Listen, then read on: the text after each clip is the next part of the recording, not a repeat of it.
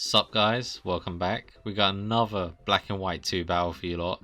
This one's an OU battle against Diego, also known as Dhgss. I'm pretty sure most of my viewers should know who this is. If not, I guarantee at some point in your lives you've watched one of this guy's videos. There's like no avoiding it. He's uploaded so much to YouTube. However, recently he's not been posting as much, so it was really awesome to get a battle with him. Like, the guy just came out of nowhere like a ghost, and I was like, yo, what you doing, man? And he's actually jumped on the Gen 5 bandwagon, so we got a battle against him, and it's pretty awesome. So yeah, real brief, we'll go over my team. Yeah, the team I'm bringing today is a sand team. It's I've not used the sand team yet in OU, so I thought, alright, today's today. So we've got a bit of a stall team. I explained the team. So we got Landorus, Intimidate Landorus, speed boosted nature, here to just set up stealth rock, U-turn. Standard pivot, really, there's not much to say about that. We got Fortress, just sets up spikes, really, defensive nature. It does what it does. Volt switch became a thing in Gen 5, so Fortress got that. HP Ice just because Landorus is everywhere, so it's always good to have that for Landorus. And since we're not running Gyro Ball, we're relatively fast for a hazard Pokemon. And then we got Mungus, which is wow, this thing's annoying in Gen 5 because it's got the ability Regenerator, and that thing's a pain. So we've got especially defensive nature, does what it does, Spore, Stun Spore, etc. Then we've got Jellicent. Jellicent's our ghost type to block spinners. And yeah, basically it's a utility set, so it's basically Scald, Taunt, Will-O-Wisp, standard, especially defensive nature. So yeah, and then we got Heatrang here. Now this Heatrang, I need a second to talk about this because this Heatrang is actually a Gen 4 set, and it's just a set I really enjoy running. Yeah, you won't see this in Gen 5, but it carries the move Torment, and I feel like I have to briefly explain this because it's a move I think that's literally been forgotten in time. So what Torment does, it makes it so that your opponent can't use the same attack twice in a row. So if played correctly, it is like really effective. So imagine, for example, because it really messes up choice users. So you're behind a substitute because we got the substitute, and then you get hit by a choice banded earthquake, right? It breaks your sub. You torment, so the following turn, because they're choiced, they have no option but to struggle, and struggle means, you know, you take recoil. So yeah, they hit you with a struggle, your part's still type, so that won't matter. You can set up another sub on that turn, and then the turns they actually go for the move, which will be easily predictable.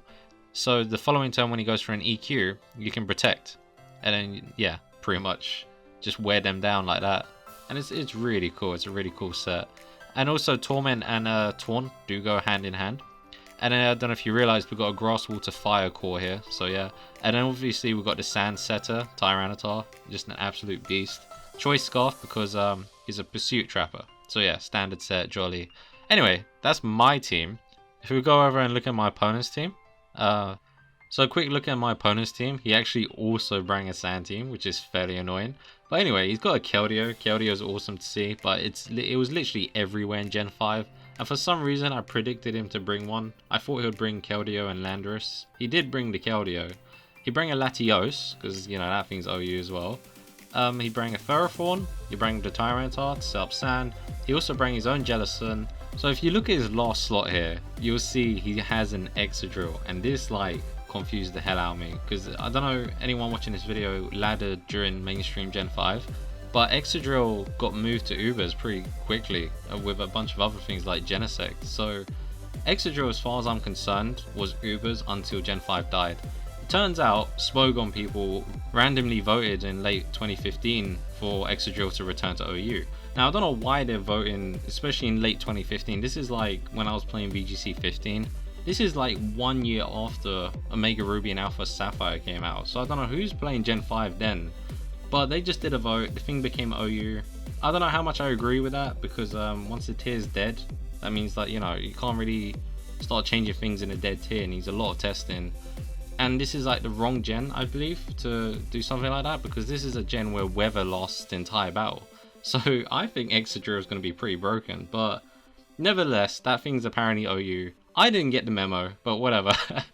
So I'm just going to go ahead and verse Diego, because I've been talking for a while. So yeah, anyway, the one thing I managed to get right here is I predicted him to lead Keldeo because I think I had Landorus in my first slot, so I knew he'll try counter that, and I lead with Amoonguss. So already I'm actually looking really good. So I know I'm going to get a Spore here on something. He goes for Icy Wind. I believe Icy Wind was like the only ice move Keldeos could have in their movesets. And if I'm correct, these things tend to be like Expert Belt. That was a very common item on this Keldeo. This form, I don't know what form it is, but yeah, it's a form of a sort.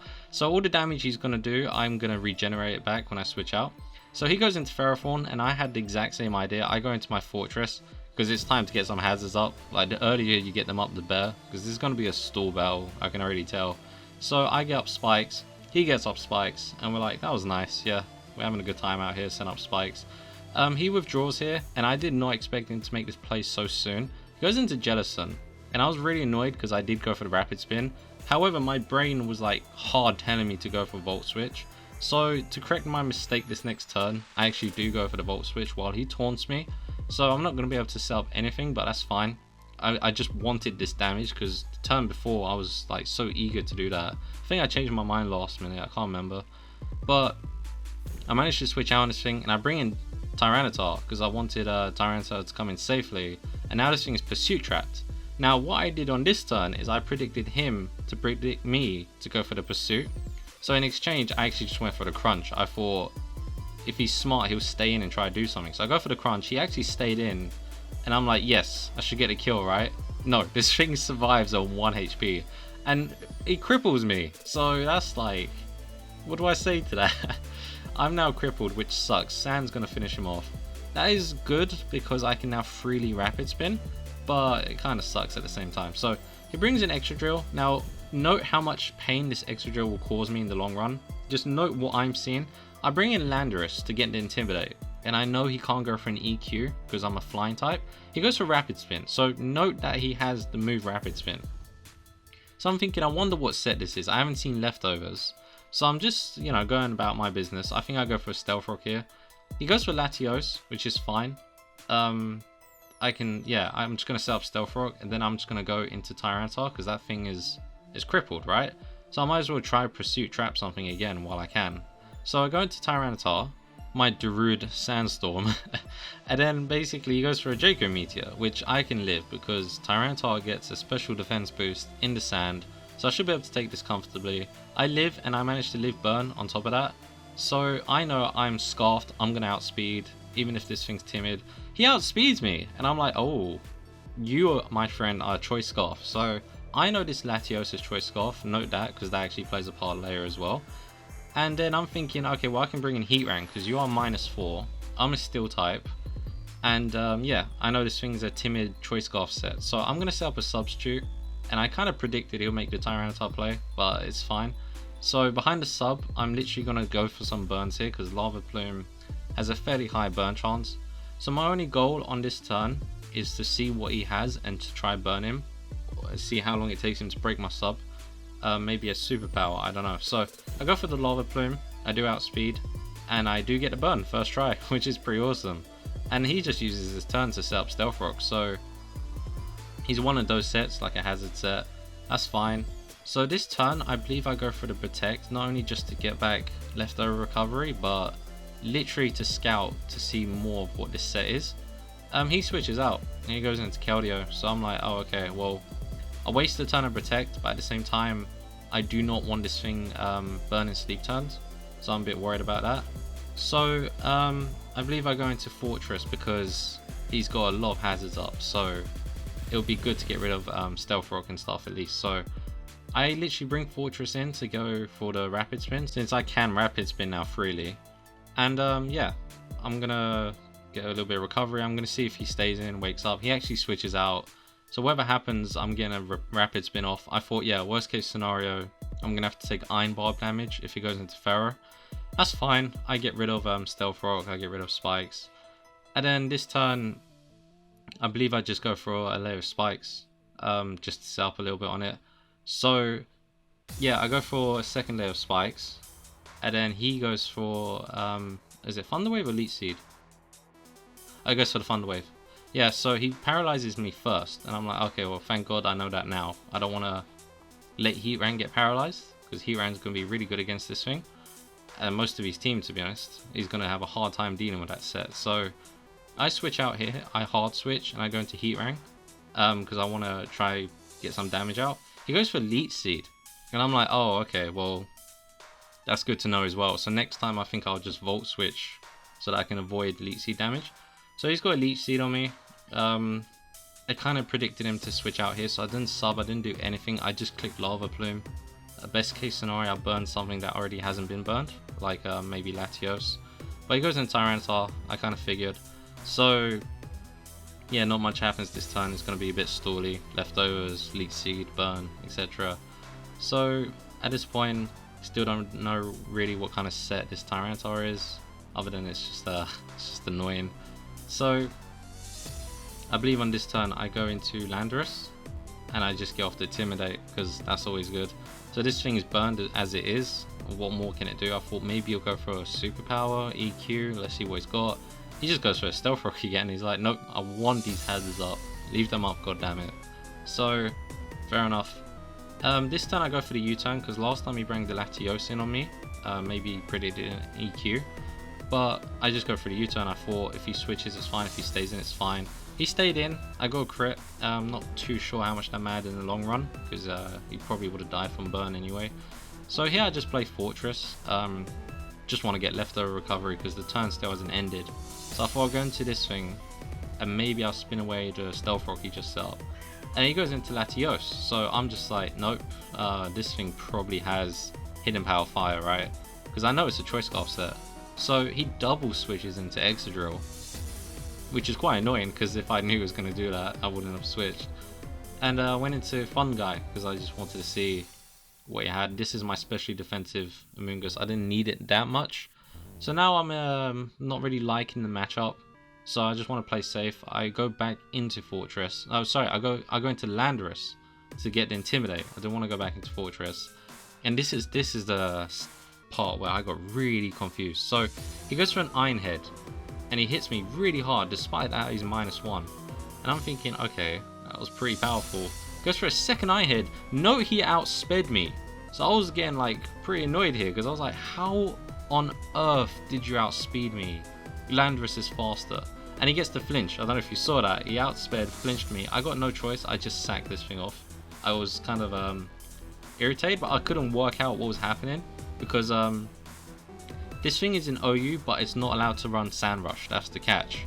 So Sand Rush boosts your speed in a sandstorm. So I was like, are you running Sand Rush? He said no. And I was like so confused out of my mind. So I bring Jellicent in just to go for a Scald, scare it out. And he did get scared, so he goes into Keldeo. And at this point I'm getting a bit sick of this Keldeo, so I go into Amoonguss to literally try to finish it off. And I'm still scratching my head about this Excadrill. Because literally before the match he said to me, Excadrill is OU, but you can't run Sand Rush, because Sand Rush is the same as Swift Swim, but for ground users. So yeah, on this turn I'm like, no more fooling around with this Keldeo. I'm just going for a Mega Drain. I don't care anymore. He goes for Icy Wind. I'm not too bothered about the damage it's going to do. And he wakes up, which means we can go for another Spore on something, because Sleep Claws. So we're going to go Giga Drain. Sorry, it's Giga Drain in this gen. God damn it. We're going to go for a Giga Drain. We're going to get all our health back. And then we should be looking good to put something asleep. We can even put a Pharaoh asleep, because in Gen 5 you can put grass types asleep. It doesn't have that rule. So it goes into Excadrill. And now I had to bring the Calc up, because I was getting really like worried about this thing. I calced Sand Rush Excadrill or Mold Break Excadrill, and this EQ should have not killed me. And then it did, and I was like, what the hell? So I have to go into Jellicent to scare it out again. So now I worked out what ability this thing is. This thing is a Sand Force ability, and Sand Force ups ground, steel, and rock moves in the sand. So yeah, I bring this thing and try to scare out, go for a Scald. He goes into this thing, and I know it's time for Heatrang now. So Heatrang's got to get behind a substitute so I can win the game. So I go into Fortress, and all I have to do is try to get rid of hazards so Heatrang can come in safely. So that's the game here. He goes for Spikes, and I'm like, okay, well I'm going to have to get rid of those, and then probably Volt Switch into Heatrang, because I know he has Leech Seed. And At this point I was debating, I was like, maybe the Excadrill is scarfed then, because he outsped my Landorus, so it would make sense. I wasn't too sure, to be honest. I was thinking, for some reason, is Excadrill just faster? But I don't know. So he just hits me with a power whip and such, and I'm just like, okay, kind of want to hard switch into Heat Rank in case he sets up more spikes. I kind of go for the Volt switch because I was predicting Leech Seed, but then I get paralyzed and I get annoyed because the last thing I want is Heat Rank to be Leech Seed, right? So this turn, because I can see he's setting up hazards, I just hard switch into Heat Rank. I thought, what's the worst he can do to me? I would hate for him to bring Excadrill in, because if he brings it in now, he's gonna sweep me.